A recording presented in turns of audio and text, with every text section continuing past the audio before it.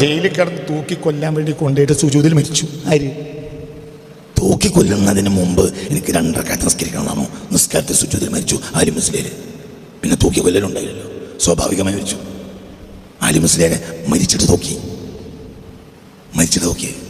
മനസ്സിലായ ചരിത്രം എത്ര അമുസ്ലിമീങ്ങൾ പോലും ധാരാളം ആളുകൾ ഈ ചരിത്രം എഴുതിച്ചിട്ടുണ്ട്. എന്ത് ആലി മുസ്ലിയാരെ കോയമ്പത്തൂർ ജയിലിലേക്ക് തൂക്കിക്കൊല്ലാൻ കൊണ്ടുപോയി.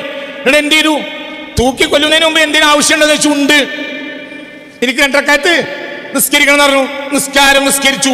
2ാമത്തെ റക്അത്തിൽ സുജൂദിൽ അവിടെ കിടന്നു, മരിച്ചു. സുജൂദിൽ മരിച്ചു. പിന്നെ എങ്ങനെ തൂക്കിക്കൊല്ലണ്? പിന്നെ ഡെഡ് ബോഡി തൂക്കി. ഒരു പോയില്ലേ? മനസ്സിലായില്ലേ? ചിന്തിക്ക്, പഠിക്കവിടെ ചരിത്രം എന്താണ്? എന്താ നിങ്ങൾ ചിന്തിക്കാത്തത്? അങ്ങനെ വേറെ എത്രയോ ആളുകൾ എത്രയോ ചരിത്രത്തിലുണ്ട്. മനസ്സിലായില്ലേ? ചിന്തിക്ക്. എത്രയോ ഉണ്ട്.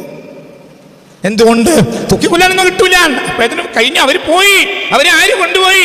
സയ്യിദ്നാ ഇസ്രായീൽ ആമോദിച്ച് ആനയിച്ചു കൊണ്ടുപോയി. പിന്നെ എന്തിവിടെ നടന്ന് വിൽക്കണ്ട്? മുആദ് ഇബ്നു ജബൽ അവരെ ഈമാനാണ്. ഈമാനിലേക്ക് പറയാം. ഈമാൻ ഞാനൊരു ഉദാഹരണം കാണിക്കണം ഇന്നത്തെ ദിവസം. സയ്യിദ്നാ മുആദ് ഇബ്നു ജബൽ റളിയല്ലാഹു അൻഹു, മുആദ് ഇബ്നു ജബൽ റളിയല്ലാഹു ഹീന ദഖല അലൻ നബിയിൽ മുസ്തഫ വഹുവ യബ്കി, കരഞ്ഞുകൊണ്ട് ഹബീബായ നബിയുടെ അടുത്തേക്ക് വരികയാണ് സയ്യിദ്നാ മുആദ് ഇബ്നു ജബൽ റളിയല്ലാഹു അൻഹു. 2 ഫാനും കൂടി ഇട്ടാൽ ഇവിടെ ചൂടാണ്. മുആദിനെ അറിയില്ലേ? മുആദിനെ ഇങ്ങോട്ട് നോക്ക്. മുആദിനെ പറ്റി ഞാൻ 2 ഹദീസ് പറഞ്ഞുതരാം. എഴുതി വെക്കണം. 2 ഹദീസ് പറഞ്ഞുതരാം. മുആദ് റളിയല്ലാഹു അൻഹു 2 ഹദീസ് പറഞ്ഞാൽ 2 എഴുതിച്ചാണ്. ഒന്ന് മുആദ് റളിയല്ലാഹു അൻഹു എന്ന് പറഞ്ഞാൽ ഒരു മുതല. മുആദ് റളിയല്ലാഹു അൻഹു ഖബർ എവിടെയെന്ന് അറിയുന്നവർക്ക്, കുട്ടികളെ കൂട്ടത്തിൽ മുആദ് റളിയല്ലാഹു അൻഹു ഖബർ എവിടെയെന്ന് അറിയുന്നവർക്ക് കൈപ്പൊക്കാം. കുട്ടികളുടെ കൂട്ടത്തിൽ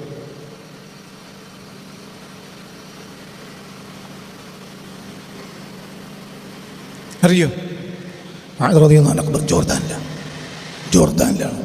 മുആദ് റളിയല്ലാഹു അൻഹു ഖബർ ജോർദാനിലാണ്. അവരുടെ മകൻ അബ്ദുറഹ്മാൻ ഇബ്നു മുആദിന്റെ ജബലും അടുത്തടുത്താണ്, ജോർദാനിലാണ്. ഒരു മലയേരിയയിലാണ്. ഞാൻ പോയിട്ടുണ്ട് പല സമയത്തും. മുആദ് റളിയല്ലാഹു 2 ഹദീസ് എത്തിച്ചു. ഒന്ന്, അഅലമു ഉമ്മത്തി ബിൽ ഹലാലി വൽ ഹറാമി മുആദ് ഇബ്നു ജബൽ. അഅലമു ഉമ്മത്തി ബിൽ ഹലാലി വൽ ഹറാമി മുആദ് ഇബ്നു ജബൽ. എൻ്റെ സമുദായത്തിൽ ഹലാലിനെയും ഹറാമിനെയും കൊണ്ടുള്ള വിവരം, എന്ത് ഹലാൽ എന്ത് ഹറാം എന്ന വിഷയത്തിൽ ഏറ്റവും വലിയ പണ്ഡിതൻ എൻ്റെ മുആദാണ് എന്ന് മുഹമ്മദ് മുസ്തഫ. അഅലമു ഉമ്മത്തി അഅലമു ഉമ്മത്തി ബിൽ ഹലാലി വൽ ഹറാമി മുആദ് ഇബ്നു ജബൽ റളിയല്ലാഹു അൻഹു.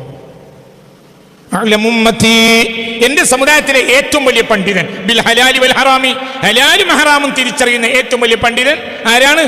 മുആദ് ഇബ്നു ജബലാണ് റളിയല്ലാഹു അൻഹു. ഒന്ന്. രണ്ടാമത്തെ ഹദീസ് ഹദാ മുആദ് യഅതി യൗമൽ ഖിയാമ അമാമൽ ഉലമാ. ഹദാ മുആദ്, എൻ്റെ ഈ മുആദ് ഉണ്ടല്ലോ, യഅതി യൗമൽ ഖിയാമ, അന്ത്യനാളിൽ വരിക, അമാമൽ ഉലമായി, എല്ലാ ആലിമീങ്ങളുടെയും മുന്നിലായിരിക്കും. ലോകം കണ്ട എല്ലാ ആലിമീങ്ങളും മുആദിന്റെ പിന്നിലായിരിക്കും.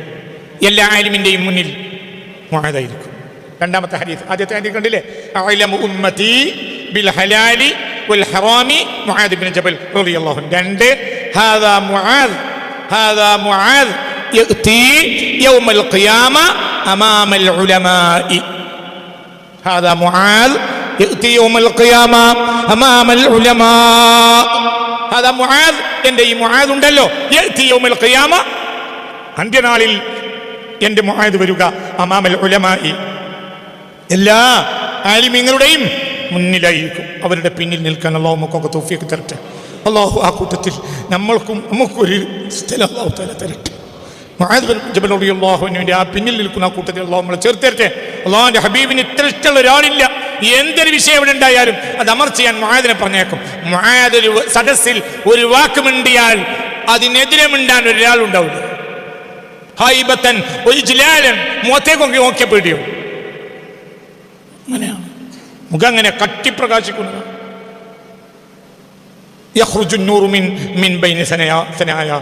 പല്ലിന്റെ വായു തുറന്ന പ്രകാശം ഇങ്ങനെ വരും പുറത്തേക്ക്. ഇത്രയും വലിയ ഈമാന്റെ കടുകട്ടി.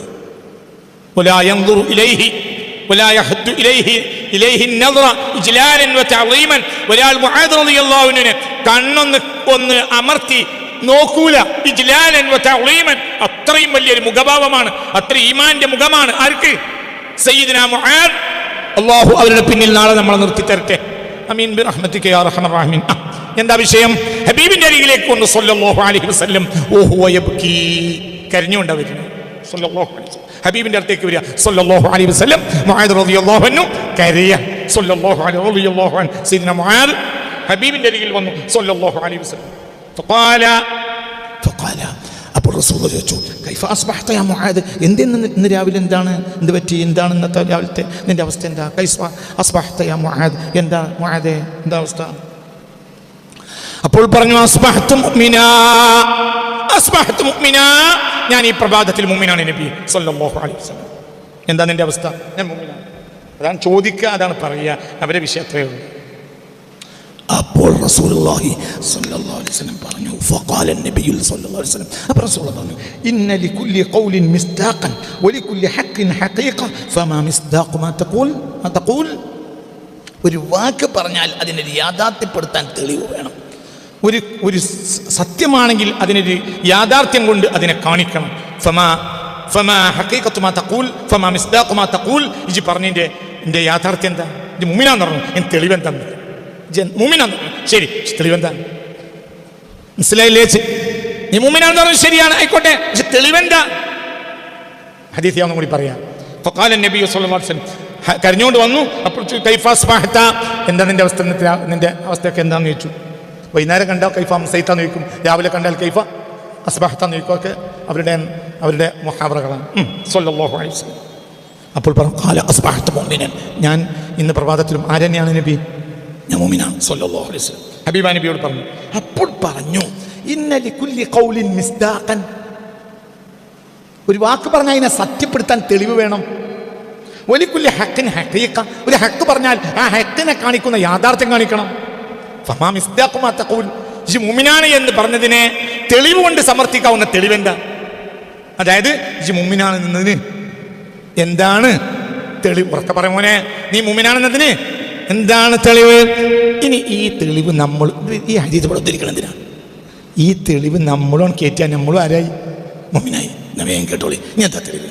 അപ്പോൾ പറഞ്ഞു, യാ റസൂലല്ലാഹ്, നബിയെ, ഞാൻ മുഅ്മിനാണ് എന്നതിന് തെളിവ്, മാ അസ്ബഹതു സബാഹൻ ഖത്തു ഇല്ലാ ളലൻതു ലാ ഉംസി, ഞാനൊരു പ്രഭാതത്തിലും ഇന്ന് വരെ, ഞാനൊരു ഇസ്ലാമിൽ കയറിയിട്ട് ഇന്ന് വരെ ഒരു പ്രഭാതത്തിൽ പ്രവേശിച്ചിട്ടില്ല വൈകുന്നേരമാവും എന്ന ചിന്തയില്ല, വൈകുന്നേരം ആവില്ല എന്ന ചിന്തയോടെ അല്ലാതെ തിരിഞ്ഞിട്ടില്ല. ഞാനിന്ന് ഏതൊരു രാവിലെ ആണെങ്കിലും ഇതിന്റെ അവസാന രാവിലെയാണ്, ഇന്ന് വൈകുന്നേരം ഉണ്ടാവില്ല, ഞാനിന്ന് ഉറപ്പിക്കും. മനസ്സിലായില്ലേ? അപ്പൊ എനിക്ക് ഇന്ന് രാവിലെ ആവശ്യം ഈ ദുനിയാവിലുള്ളൂ. എന്തില്ല? വൈകുന്നേരം ഉണ്ടായാലല്ലേ? വൈകുന്നേരം ഉണ്ടെന്ന് ഉറപ്പില്ല, വൈകുന്നേരം ഉണ്ടായാൽ ഞാൻ ഉണ്ടാവില്ല. ഒന്നുകൂടി പറഞ്ഞേ മക്കളെ, ഒരു നിസ്കരിച്ച മൂമിന്റെ നിസ്കാരവും അല്ലെങ്കിൽ നിസ്കാരവും ഈ വിശ്വാസത്തിൽ നിസ്കരിച്ചാൽ, മനസ്സിലായില്ല? 4-ാം തീയതി രാവിലെ ഇവിടെ എന്ത് നടന്നാലും 3-ാം തീയതി വൈകുന്നേരം ഞാൻ ഉണ്ടാവില്ല എന്ന് ഉറപ്പിച്ചോനെ. 4-ാം തീയതി എന്തിട്ടായാലും അതല്ല വിഷയം. നമ്മളെ പ്രശ്നം എന്താ? നമ്മൾ ഇനിയും അങ്ങനെ ഇപ്പൊ പള്ളീൻ്റെ മെമ്പറായിട്ടുള്ളൂ, നമ്മൾ ആരാവും? വൈസ് പ്രസിഡന്റ് ആവും. പിന്നെ പ്രസിഡന്റിന്റെ മൂക്കിൽ പഞ്ഞി വെക്കും. എന്നിട്ട് നമ്മൾ പറയടാ പ്രസിഡന്റ് ആവും. ഇപ്പൊ നമ്മൾക്ക് മെമ്പറാണ്, പിന്നെ നമ്മൾ ജോയിന്റ് സെക്രട്ടറി ആവും. നമ്മൾ ജോയിന്റ് സെക്രട്ടറി ആയ കാലത്തെങ്ങാനും സെക്രട്ടറിന്റെ മുക്കിൽ പഞ്ഞിച്ചാൽ നമ്മൾ സെക്രട്ടറി ആവും. അതുകൊണ്ട് നമുക്ക് കുറച്ച് കാലം ഇവിടെ, കാരണം കുറച്ചാളുകളെ മൂക്കിൽ കൂടി പഞ്ഞി വെച്ചിട്ട് നമ്മൾ പോവുള്ളൂ. ഇതാണ് നമ്മുടെ വിഷയം. അപ്പം നമുക്ക് 4-ാം തീയതി പേടിയാണ്. നമ്മളിപ്പോൾ സെക്രട്ടറി ആണ കാലത്തെങ്ങാനും ഈ കൊക്കലമത്തൊക്കെ ഉണ്ടായ എന്ത് കോട്ടും. ഇതാണ് നമ്മൾ പ്രശ്നം. പ്രശ്നം നരേന്ദ്രമോദിക്കല്ല, പ്രശ്നം നരേന്ദ്രമോദിക്കല്ല, നിനക്കാണ് ചങ്ങായി.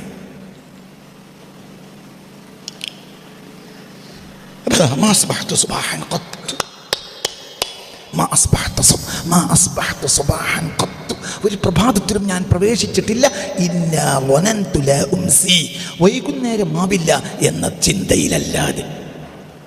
മനസ്സിലായില്ലേ? ഹദീസ് നമ്മൾ പറയും എങ്ങനെ പറയുന്നത്? മാ അസ്ബഹ്തു സുബാഹൻ ഖത്തു, ഒരു പ്രഭാതത്തിലും ഞാൻ പ്രവേശിച്ചിട്ടേയില്ല. ഖത്തു മാ അസ്ബഹ്തു സുബാഹൻ ഖത്തു ഇല്ലാ വനന്തു ലാ ഉംസി, ഇന്ന് വൈകുന്നേരം ആവില്ല എന്ന് ഞാൻ ചിന്തിച്ചിട്ടല്ലാതെ. എന്റെ ഭാവന തന്നെയാണല്ലോ. തന്നെ 60-ലേക്കെങ്കിലും കയറണം. 50 ശക്ക, അതിന്റെ അപ്പുറത്തേക്ക് കയറിയാലേ ഉണ്ടാവുള്ളൂ. അപ്പൊ എന്റെ ഏകദേശ ധാരണയും ഇന്ന് മിക്കവാറും വൈകുന്നേരത്തിൽ ഞാൻ ഉണ്ടാവില്ല എന്ന് ചിന്തിച്ചിട്ടല്ലാതെ ഒരു പ്രഭാതത്തിലും ഞാൻ പ്രവേശിച്ചില്ല. ഒന്ന് ഒരു വൈകുന്നേരത്തിലും ഞാൻ ആയിട്ടില്ല ഇല്ല വനന്തു ലാ ഉസ്ബിഹു, പ്രഭാതമാവൂല എന്ന് ചിന്തിച്ചിട്ടല്ലാതെ. നാളെ രാവിലെ ഞാൻ ഉണ്ടാവില്ല. 3-ാം തീയതി വൈകുന്നേരം ഉറങ്ങാൻ നേരത്ത് ഉറപ്പിച്ചു, എന്ത് കെലിമയൊക്കെ ഉറപ്പിച്ച് ചെല്ലിയാൽ തന്നെ കടന്ന്. എന്തുകൊണ്ട്? നാളെ രാവിലെ ഞാൻ ഉണ്ടാവില്ല. നാളെ രാവിലെ ഞാൻ ഉണ്ടാവില്ലെങ്കിൽ പിന്നെ ഇവിടെ UDF ജയിച്ച്, LDF ജയിച്ച്, UPA ജയിച്ച്, NDA ജയിച്ച്, നമുക്ക് എന്താ ഓരെന്തോ ജയിച്ചോളൂ. ജയിക്കുക തോൽക്കുക സൗകര്യം പോലെ മാസറിക്ക് വരി അവിടുന്ന് കാണാം. മനസ്സിലായില്ലേ? ഒരു വൈകുന്നേരത്തിലും ഞാൻ പ്രവേശിച്ചിട്ടില്ല ഇല്ല വനന്തു ലാ ഉസ്ബിഹു, ഞാൻ പ്രഭാവത്തിലാവില്ല എന്ന് ചിന്തിച്ചിട്ടല്ലാതെ. മനസ്സിലായില്ലേ? മനസ്സിലാവണില്ലേ? കേറി വാക്ക് മനസ്സിലാവണില്ലേ? അതായത് ഒരു വൈകുന്നേരത്തിലും എനിക്ക് എന്ത് വന്നിട്ടില്ല, നാളെ രാവിലെ ചെയ്യാം എന്ന് ചിന്തിച്ചില്ല. ഒരു രാവിലെയും ഞാൻ അന്ന് വൈകുന്നേരം ആവും എന്ന് മനസ്സിലായില്ലേ? മാ വനന്തു, ഞാൻ വിചാരിച്ചിട്ടില്ല. ലാ ഉംസി, ഇന്ന് വൈകുന്നേരം ആവൂല എന്ന് വിചാരിച്ചിട്ടല്ലാതെ ഒരു പ്രഭാതത്തിൽ ഉണ്ടായിട്ടില്ല.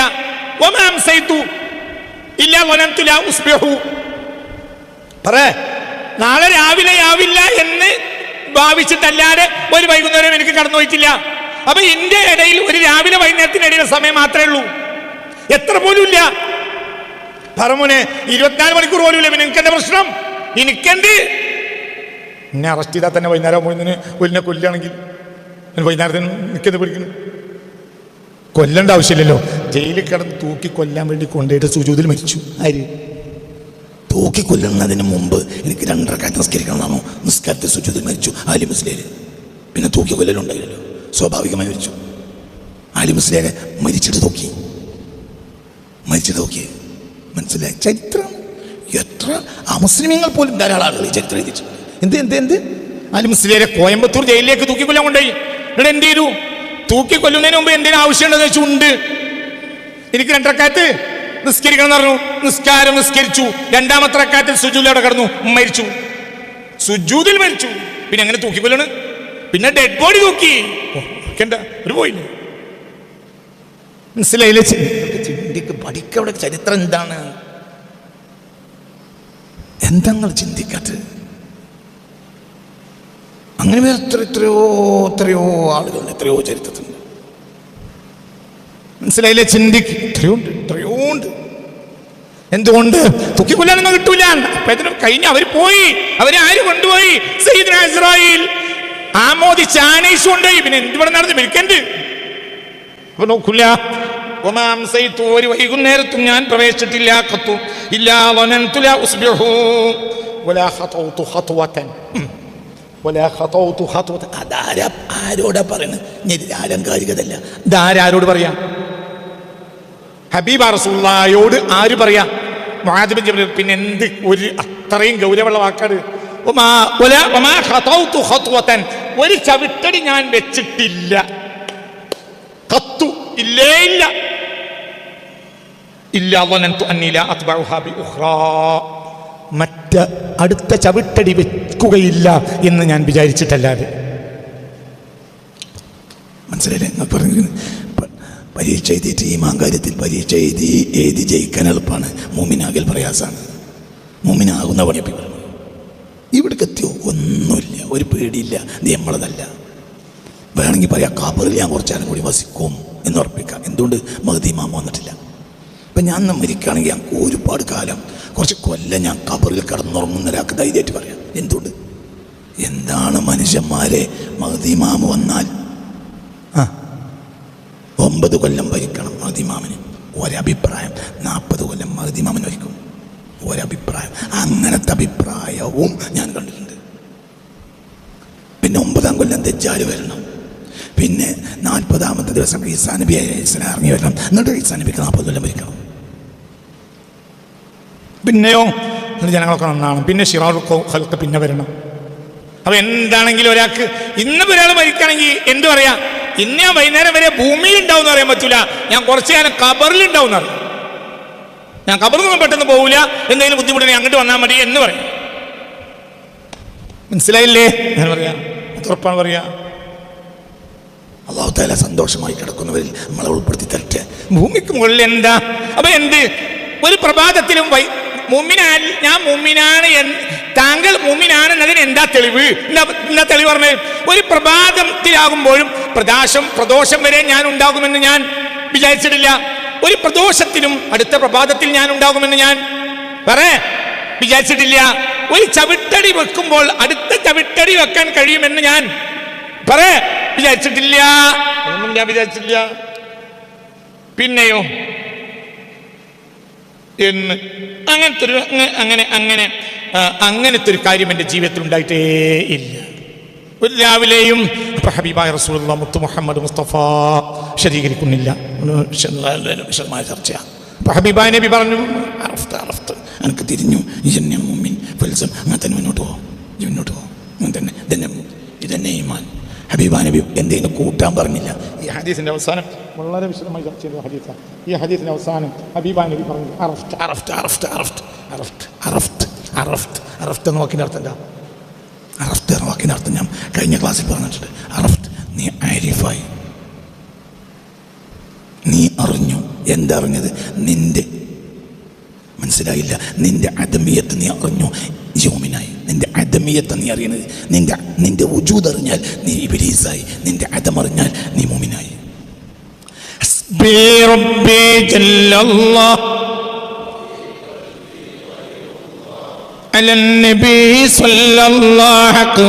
لا إله إلا الله حسبي ربي جل الله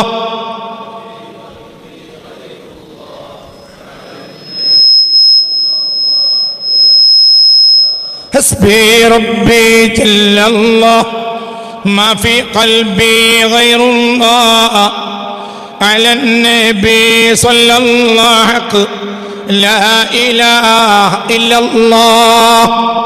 ഒരു അവധി നിശ്ചയിക്കും, അതുവരെ ഉണ്ടാവും, കഴിഞ്ഞു, എൻ്റെ അപ്പുറത്തേക്ക് പോകില്ല.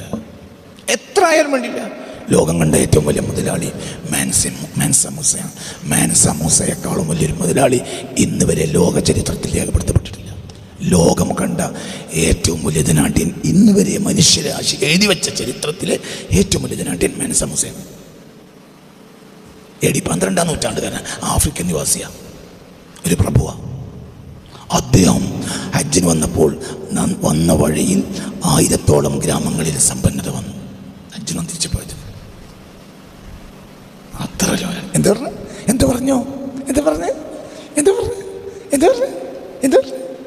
എന്താ പറഞ്ഞേ?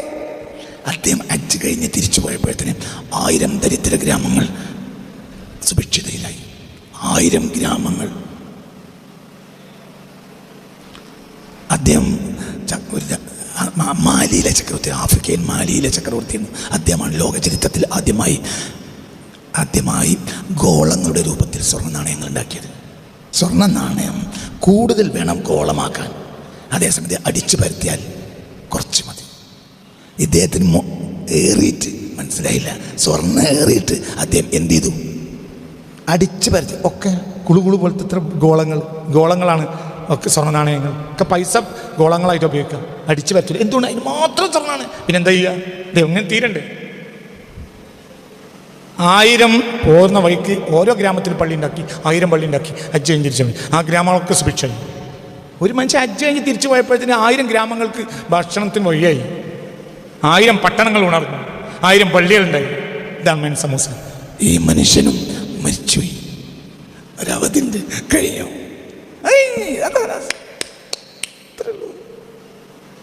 പിന്നെന്താ വിഷയം?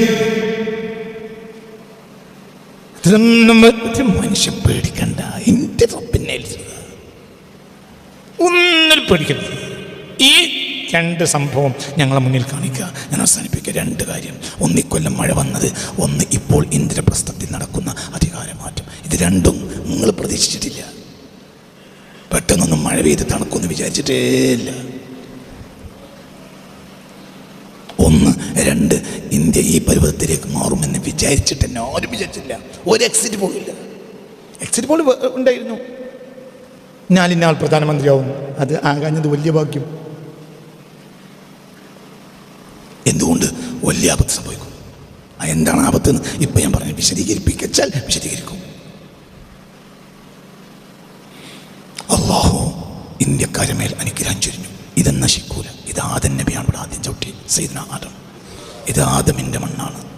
ഈ നാട് നശിപ്പിക്കാൻ ഒരാൾക്കും കഴിയില്ല, ഒരിക്കലും കഴിയില്ല. പിന്നെ നിരീശ്വരവാദമൊക്കെ കയറൂലേ, അത് മക്കയിൽ കയറിയിട്ടില്ലേ? മുത്ത് മുഹമ്മദ് മുസ്തഫ സല്ലല്ലാഹു അലൈഹി വസല്ലം വരുമ്പോൾ അവിടെ ഇതൊക്കെ ഉണ്ടാവും. പക്ഷെ പേടിക്കണ്ട, ഇത് ആദമിൻ്റെ മണ്ണാണ്. സയ്യിദ്നാ ആദം, ഉറക്കെ പറ, സയ്യിദ്നാ ആദം. ആ ബർക്കത്ത് ഇന്നിവിടെ ഉണ്ട്. സയ്യിദ്നാ ആദമിൻ്റെ മണ്ണാണ്. അഭിമാനിക്കടാ, നമ്മൾ ആ നാട്ടുകാരാണ്. നമ്മളെ ബാപ്പ സയ്യിദ്നാ ആദം നിവസിച്ച ഭൂമിയാണിത്. ആദം അലൈഹി സ്വലാത്തു വസ്സലാം ഇന്ത്യയിൽ നസല ബിൽ ഹിന്ദ്. ഏകദേശം കിതാബിലൊക്കെ അങ്ങനെയാ. നസല ആദമ ബിൽ ഹിന്ദ്. ونزلت حواء بجدة ولذا سميت بجدة. نزل آدم بالهند. آدم عليه السلام ഇറങ്ങിയത് ഇന്ത്യയിലാണ്. ونزلت حواء بجدة ولذا سميت بجدة. ونزل إبليس بالعقبة. ونزل إبليس بالعقبة. ജോർദാന്റെയും ഇസ്രായേലിന്റെയും ഏരിയയിലുണ്ട് 4 രാജ്യങ്ങളുടെ സംഗമഭൂമിയാണ്. ഒരു ഭാഗത്ത് ഇസ്രായേൽ, ഒരു ഭാഗത്ത് സൗദി, ഒരു ഭാഗത്ത് ഈജിപ്ത്, ഒരു ഭാഗത്ത് ജോർദാൻ. ഇതെല്ലാം കൂടെ ചേർന്ന ലോകത്തെ മില്യോണർമാരുടെ സുഖവാസ ഭൂമിയുണ്ട്. ഞാനവിടെ പോയിട്ടുണ്ട്. ഒരു രാത്രി കിടന്നുറങ്ങണമെങ്കിൽ $1,00,000 റൂമിന് കൊടുക്കണം. ഇപ്പൊ നിങ്ങൾ ആലോചിച്ച് ഞങ്ങൾ എത്ര കൊടുത്തിട്ടുണ്ടാവുന്ന. ഞാൻ ബസ്സിന് പോകുന്നു, അടുത്ത ട്രോള് വരും, അതുകൊണ്ട് വേഗം പറഞ്ഞതാ. അയാൾ 1,00,000 കൊടുത്ത് കിടന്നുറങ്ങിയാന്ന് നാളെ പറയും. ഞാനതിൽ പോന്നിട്ടുണ്ട്. അവിടെയാ ആരങ്ങിയത്? ഇബ്ലീസ്. അവിടെ വെച്ചാണ് ഇനി ഈസാ അലൈഹിസ്സലാം ദജ്ജാലിനെ കണ്ടുമുട്ടുക. ദജ്ജാലിന് ഈസാ അലൈഹിസ്സലാം കണ്ടുമുട്ടൽ എവിടെയാണ്? ആദ്യമായി ഇബ്ലീസ് എവിടെ ഇറങ്ങി? അവിടേക്ക് 2 പേരുണ്ട്. ഇവിടുന്ന് അങ്ങോട്ട് നോക്കിയാൽ അഖബ, അവിടുന്ന് ഇങ്ങോട്ട് നോക്കിയാൽ ഐലാത്ത്. ചില കിതാബുകളിൽ അഖബാന്ന് കാണാം, ചില കിതാബുകളിൽ ഐലാത്ത് എന്നും കാണാം. രണ്ടും ഒന്നാണ്. മനസ്സിലായില്ല? അവർ ഐലാത്തിൽ അല്ലാഹു അവരെ ഉപേക്ഷിച്ചു. ആരെ? ഐലാത്ത് നിവാസികളാണ് ഖൗമു ദാവൂദ്.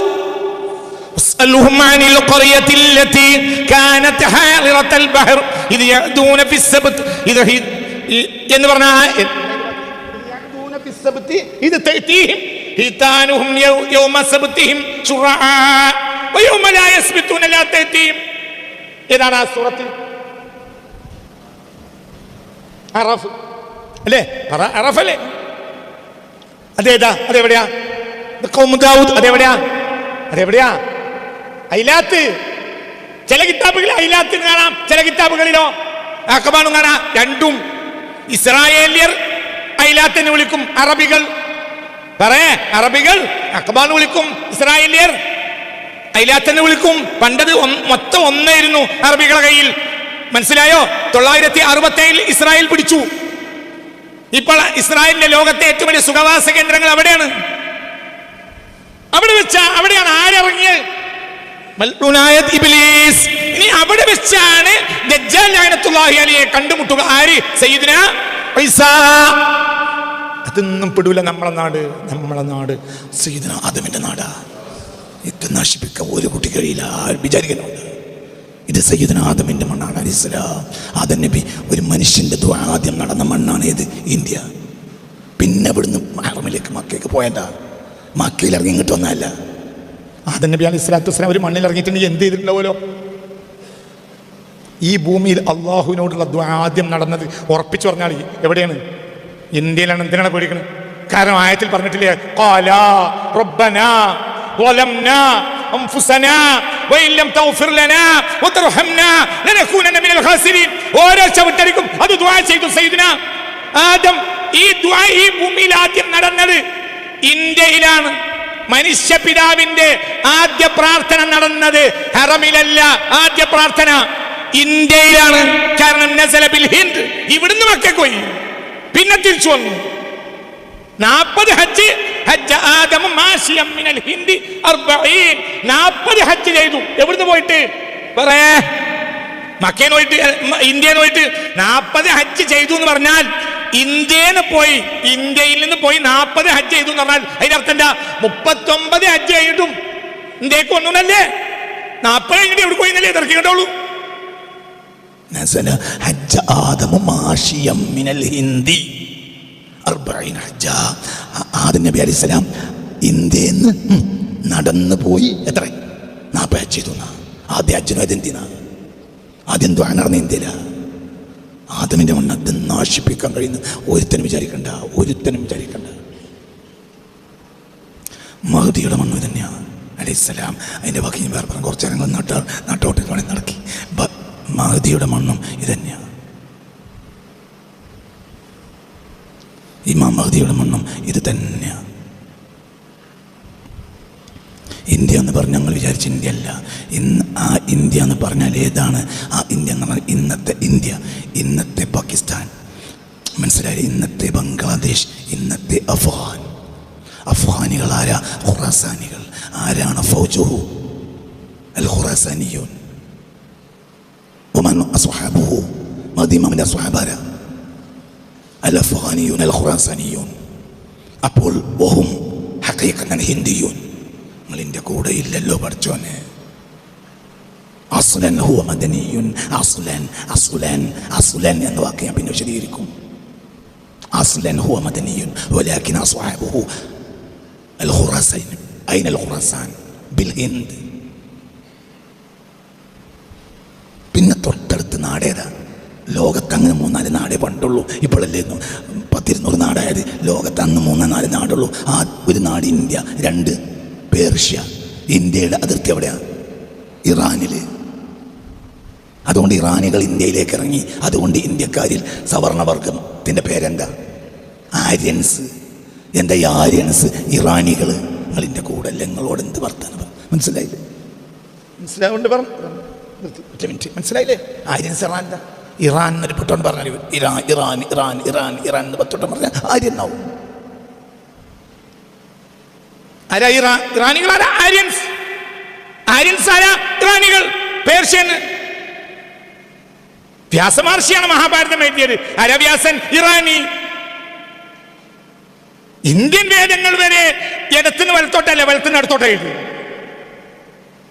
രാമായണവും മഹാഭാരതവും മുഴുവൻ എഴുതിയത് വലത്തിനടുത്തോട്ടാണ്.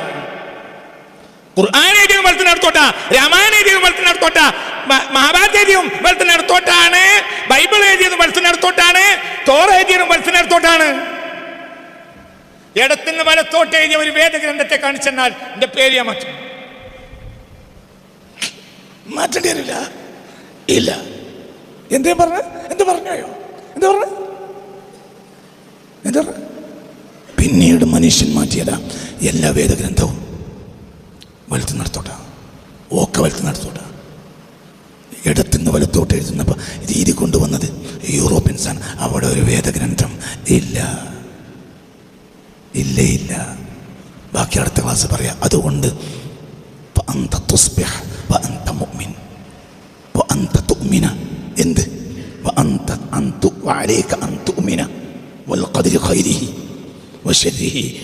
ഒന്നും ഇവിടെ സംഭവിക്കയില്ല. ഇത് നമ്മളെ ഭൂമിയല്ല.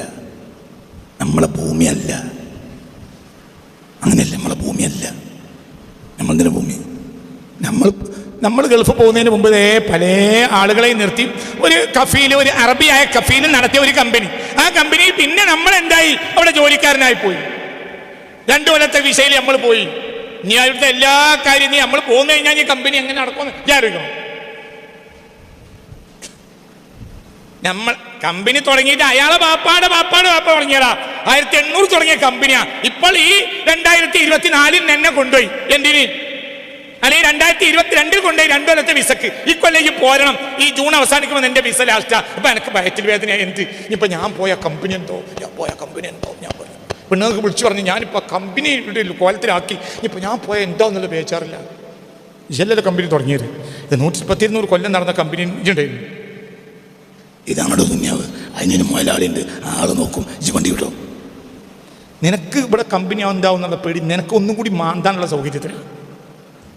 ഇജ് മാന്താൻ വേണ്ടിയാണ് ഞാൻ പോയ എന്താവും ചെയ്ത്. ഇജ് പോയ അവിടെ ഒരു ചുക്കൊന്നും പോയിക്കൂല. ഇജ് പോയ അൽഹംദുലില്ലാഹ് ഇജ് അവിടെ പോകും. മനസ്സിലായോ? ഒന്നും ഉണ്ടാവില്ല. ഈ കമ്പനി മുതലാളി പേറിയ ഈ കമ്പനി മുതലാളി മനസ്സമോസനെ കൊണ്ടും ഇവിടെ പണിയെടുപ്പിച്ചിട്ടുണ്ട്. ഓബി ചെല്ലിലെ മുപ്പരും പോയി വെച്ചൽ തരട്ടെ. മനസ്സിലായില്ലേ? ഓ അങ്ങനെ പോയിക്കൊണ്ടിരിക്കും. എനിക്ക് കമ്പനി പൊട്ടിയാലെന്ത്, കമ്പനി പൊളിഞ്ഞാലെന്ത്, എനിക്ക് എന്തേ വേണ്ടുള്ളൂ. 29 മണ്ടമ്മ ചൊറിയ, 30 അമർത്തി അറിയാം. 1-ാം തീയതി ആയാൽ കനപ്പിച്ചൊന്ന് മൂളുക. 2-ാം തീയതി ആകുമ്പോൾ പണിയെടുക്കണിൽ കുറച്ചൊന്ന് കുറക്കുക. അപ്പം 3-ാം തീയതി ശമ്പളം കിട്ടും. അത്ര എനിക്ക് ആവശ്യം.